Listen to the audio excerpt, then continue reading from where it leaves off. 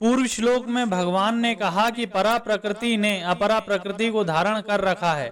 उसी का स्पष्टीकरण करने के लिए अब आगे के श्लोक कहते हैं, एतद्धोनि भूतानि सर्वाण्युपधारय अहम कृतस्तस्य जगतः प्रभावः प्रलयस्तथा।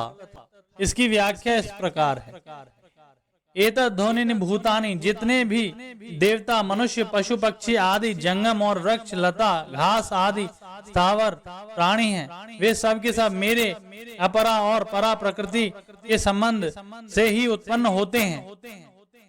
13वें अध्याय के 26वें श्लोक में भी भगवान ने क्षेत्र और क्षेत्रज्ञ के संबंध में संपूर्ण स्थावर जंगम प्राणियों की उत्पत्ति बताई। यही बात सामान्य रीति से 14वें अध्याय के 4थे श्लोक में भी बताई है कि स्थावर जंगम योनियों में उत्पन्न होने वाले जितने शरीर हैं वह सब प्रकृति के हैं, और उन शरीरों में जो बीज अर्थात जीवात्मा है वह मेरा अंश है। उसी बीज अर्थात जीवात्मा को भगवान ने परा प्रकृति और अपना अंश कहा है। सर्वाण्युपधारय, स्वर्गलोक, मृत्युलोक, पाताललोक आदि संपूर्ण लोकों में जितने भी स्थावर जंगम प्राणी हैं वे सब के सब अपरा और परा प्रकृति के संयोग से उत्पन्न होते हैं। तात्पर्य की परा प्रकृति ने अपरा को अपना मान लिया है, उसका संग कर लिया है, इससे सब प्राणी पैदा होते हैं। इसको तुम धारण करो अर्थात ठीक तरह से समझ लो अथवा मान लो।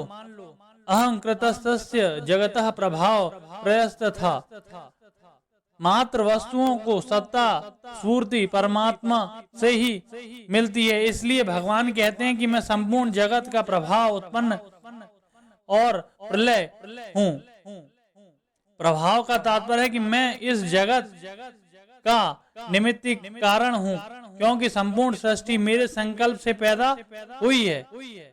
इसमें एक विचित्र बात है कि संबंध केवल क्षेत्रज्ञ ने माना है, क्षेत्र ने नहीं। यदि यह अपना संबंध न माने तो इसका पूर्व जन्म हो ही नहीं सकता, क्योंकि पूर्व जन्म का कारण गुणों का संग ही है। कारणम गुण संगोस्य सद दोनि जन्मसु, जीवों के द्वारा किए हुए अनादिकाल से कर्म जीवों के प्रलय में लीन हो जाने पर परिपक्व होते हैं, अर्थात फल देने के लिए उन्मुख होते हैं। तब उससे भगवान का संकल्प होता है और उसी संकल्प से शरीरों की उत्पत्ति होती है। जो ना खुद को जान सके और ना दूसरे को जान सके वह अपरा प्रकृति है। जो खुद को भी जान सके और दूसरे को भी जान सके वह परा प्रकृति है। इन अपरा और परा दोनों के माने हुए संयोग से ही संपूर्ण स्थावर जंगम प्राणी पैदा होते हैं। मूल दोष यह एक ही है कि स्थान भेद से अनेक रूप से दिखता है वह अपरा के साथ संबंध। इस एक दोष से ही संपूर्ण दोष उत्पन्न होते हैं। यह एक दोष आ जाए तो संपूर्ण दोष आ जाएंगे, और यह एक दोष दूर हो जाए तो संपूर्ण दोष दूर हो जाएंगे। इस तरह मूल गुण भी एक ही है जिससे संपूर्ण गुण प्रकट होते हैं, वह है भगवान के साथ संबंध। अपरा को चाहे नित्य माने चाहे अनित्य माने, पर उसके साथ हमारा संबंध अनित्य है। यह सर्वसम्मत बात है। यह संबंध ही जन्म मरण का कारण है। मैं संपूर्ण जगत का प्रभाव तथा प्रलय हूँ। इसका तात्पर्य है कि स्थावर जंगम रूप जगत को मैं ही उत्पन्न करने वाला हूँ और मैं ही उत्पन्न होने वाला हूँ। मैं ही नाश करने वाला हूँ और मैं ही नष्ट होने वाला हूँ, क्योंकि मेरे सिवाय संसार का दूसरा कोई भी कारण तथा कार्य नहीं है, अर्थात मैं ही इसका निमित्त और उपादान कारण हूँ। अतः जगत रूप में मैं ही हूँ। 9वें अध्याय के 19वें श्लोक में भी भगवान ने कहा है, अमृतम च मृत्युश्च सदसहमार्जुन, अर्थात अमृत और मृत्यु तथा सत और असत भी मैं ही हूँ। जो कुछ प्रत्यक्ष तथा अप्रत्यक्ष वस्तु है वह सर्वशक्तिमान परमात्मा ही है।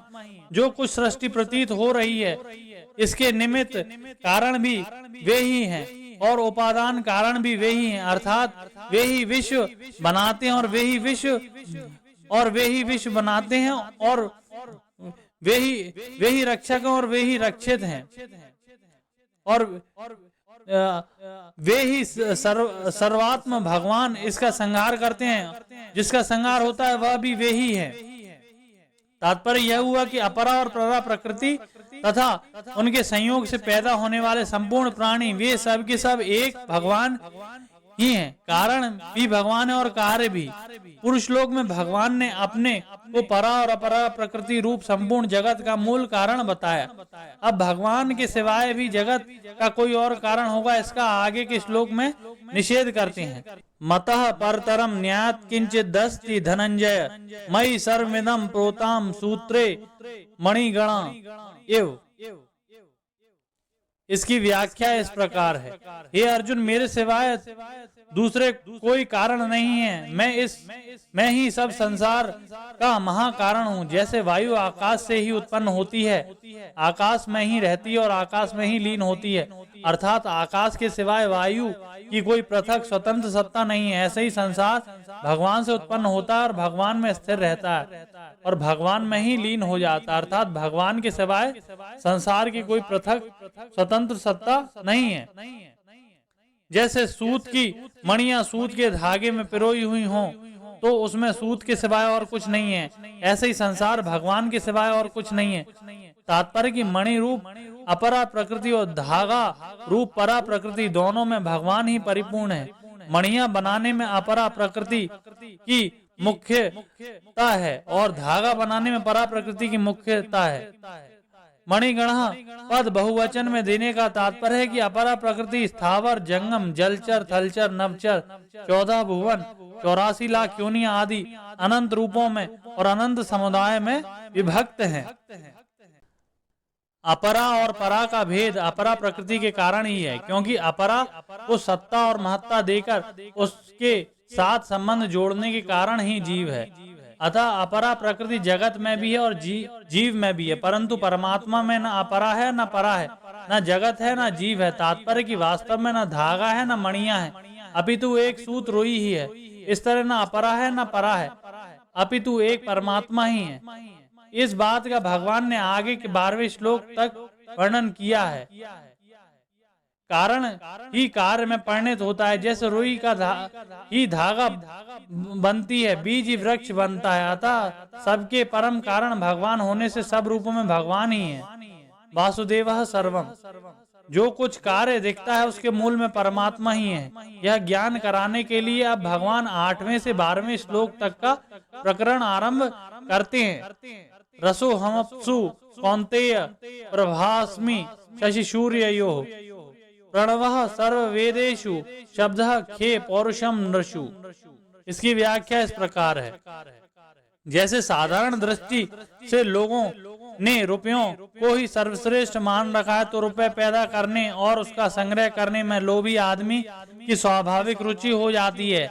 ऐसे ही देखने सुनने मानने और समझने में जो कुछ जगत आता है उसका कारण भगवान ही है। भगवान के सिवाय उनकी स्वतंत्र सत्ता है ही नहीं, ऐसा मानने से भगवान की स्वाभाविक रुचि हो जाती है, फिर स्वाभाविक ही उनका भजन होता है। रसो हमप्सु कौन्तेय, हे कुंती नंदन, जल में मैं रस हूँ। जल रस तन मात्र से पैदा होता है, रस तन मात्र से में रहता है और रस तन मात्र में ही लीन हो जाता है। जल में अगर रस निकाल दिया जाए तो जल तत्व कुछ नहीं है, अतः रस ही जल रूप से है, वह रस मैं ही हूँ। प्रभास में शशि सूर्य, चंद्रमा और सूर्य में प्रकाश करने की एक विलक्षण शक्ति प्रभा है, वह मेरा स्वरूप है। प्रणव सर्व वेदेषु, संपूर्ण वेदों में प्रणव ओमकार मेरा स्वरूप है। शब्द के सब जगह जो पोलाहट दिखती है, यह आकाश, आकाश शब्द तन्मात्रा से पैदा होता है। शब्द तन्मात्रा में ही रहता है और अंत में शब्द तन्मात्रा में ही लीन हो जाता था। शब्द तन्मात्रा ही आकाश रूप से प्रकट हो रही है।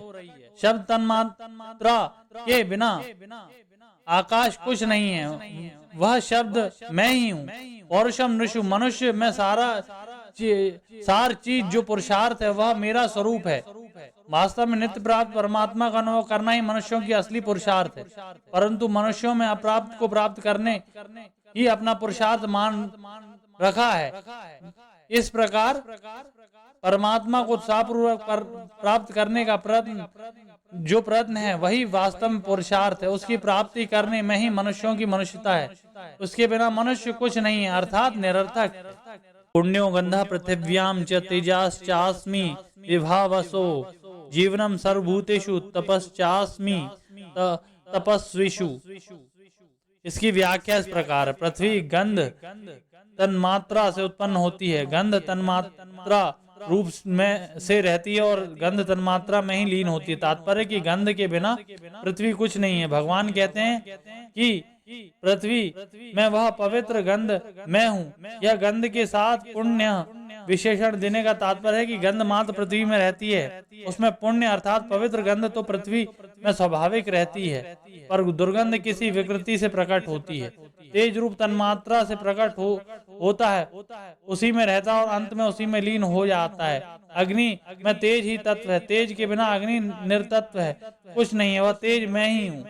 इस प्रकार सृष्टि की रचना में भगवान ही करता है, भगवान ही कारण और भगवान ही कार्य है। अतः गंध और पृथ्वी, तेज और अग्नि, जीवनी शक्ति और प्राण, तपस्या और तपस्वी, ये सब के सब एक भगवान ही है। कारण ही परा और अपरा दोनों ही भगवान की शक्ति होने से भगवान से अभिन्न है। अतः परा अपरा के संयोग से पैदा होने वाली संपूर्ण सृष्टि भगवत स्वरूप ही है।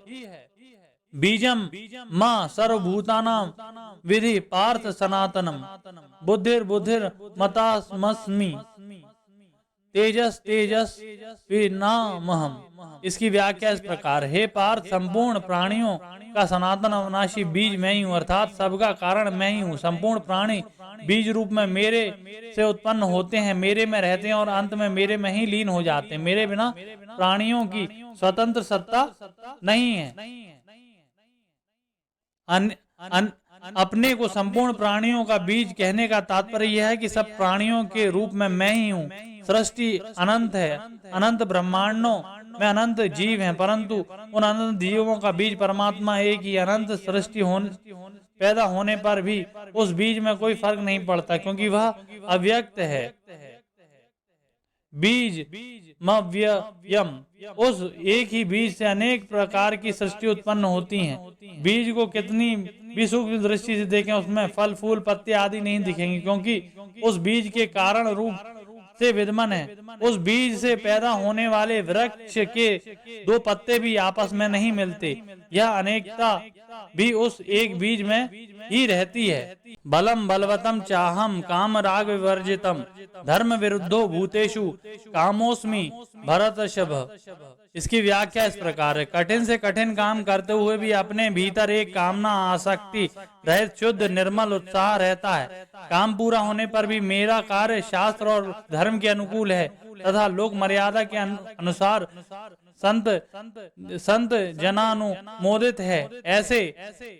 ऐसे विचार से मन में उत्साह रहता है। इसका नाम बल है। यह बल भगवान का ही स्वरूप है, अतः यह बल ग्राह है। जीवन में भगवान ने खुद ही बल की व्याख्या कर दी है। 17वें अध्याय के 5वें श्लोक में कमराग बलन्विता पद में आया बल कामना और आसक्ति से युक्त होने से दुराग्रह और हट का वाचक है। अतः यह बल भगवान का स्वरूप नहीं है, अपितु आसुरी संपत्ति होने से त्याग। जैसे ही सिद्धोहम बलवान सुखी और अहंकारम बलम दर्पम पदों में आया बल भी त्याज्य है। 6ठे अध्याय के 34वें श्लोक में बल वद दृढ़म पद में आया बल शब्द मन का विशेषण है। यह बल भी आसुरी संपत्ति का ही है, क्योंकि उसमें कामना और आसक्ति है, परंतु यहाँ जो बल आया है वह कामना और आसक्ति से रहित है, इसलिए यह सात्विक उत्साह का वाचक है और ग्राह है। धर्म विरुद्धो भूतेषु काम मोस्मी भरतर्षभ। हे भरतवंशी श्रेष्ठ अर्जुन, मनुष्यों में धर्म से अविरुद्ध अर्थात धर्म युक्त काम मेरा स्वरूप है।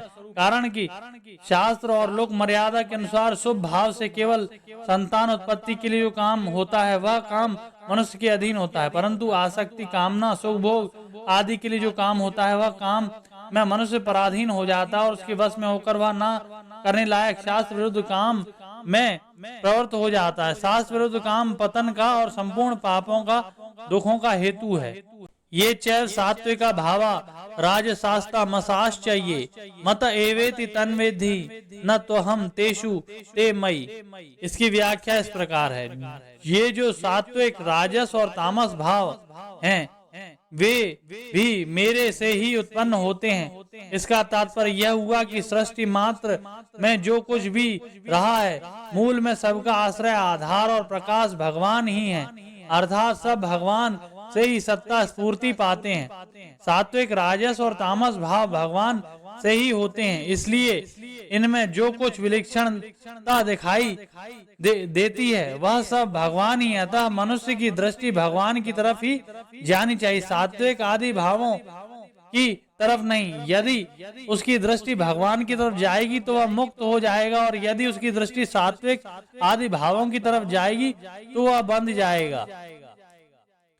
सत्गुण, रजोगुण और तमोगुण उत्पन्न होने वाले तरह तरह के जितने भाव हैं वे सब के सब भगवान की शक्ति प्रकृति से ही उत्पन्न होते हैं, परंतु प्रकृति भगवान से अभिन्न होने के कारण इन गुणों को भगवान ने मत ये मेरे से ही होते हैं ऐसा कहा है।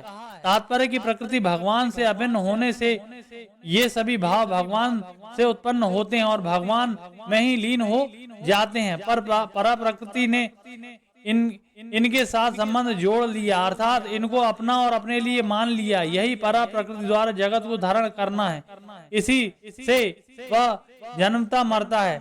अब उस बंधन का निवारण करने के लिए यहाँ कहते हैं कि सात्विक राजस और तामस ये सब भाव मेरे ही होते हैं। इसी रीति से 10वें अध्याय में कल कहा है भवन्ति भाव भूताना मतः एव पृथ्वी वधः, अर्थात प्राणियों के ये अलग अलग प्रकार वाले भाव मेरे ही उत्पन्न होते हैं और अहम सर्वस्य प्रभावो मतः सर्वम प्रवर्तते, अर्थात सबका प्रभाव मैं हूँ और सब मेरे से प्रवर्त होते हैं। 15वें अध्याय में कहा है कि स्मृति ज्ञान आदि सब मेरे से ही उत्पन्न होते हैं। मतः स्मृति ज्ञान मोहनम च, जब सब कुछ परमात्मा से ही उत्पन्न होता है और तब मनुष्य के साथ उन गुणों का कोई संबंध नहीं है। अपने साथ गुणों का संबंध न मानने से यह मनुष्य बंधता नहीं, अर्थात वे गुण उसके लिए जन्म मरण के कारण नहीं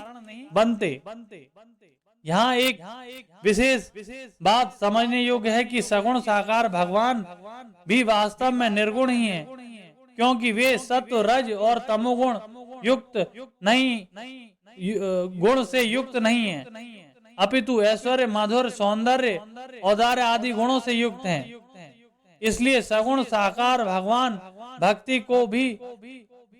को भी निर्गुण सत्वादि गुणों से रहित बताया गया है। जैसे मनीषणाम निर्गुणम स्मृतम मन्निकेतम तु निर्गुणम निर्गुणो मद पाश्रय मत सेवायाम तु निर्गुण।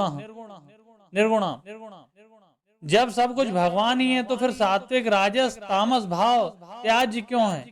जैसे जमीन में जल सब जगह रहता है पर उसका प्राप्ति स्थान कुआं है, ऐसे ही भगवान सब जगह हैं पर उनका प्राप्ति स्थान यज्ञ कर्तव्य कर्म है। परंतु सात्विक राजस तामस भाव भगवान के प्राप्ति स्थान नहीं, अर्थात इसके द्वारा भगवान की प्राप्ति नहीं होती। अतः ये साधक के लिए काम के नहीं, इसलिए भगवान ने कहा है कि ये भाव मेरे से होने पर भी मैं इनमें और ये मेरे में नहीं है।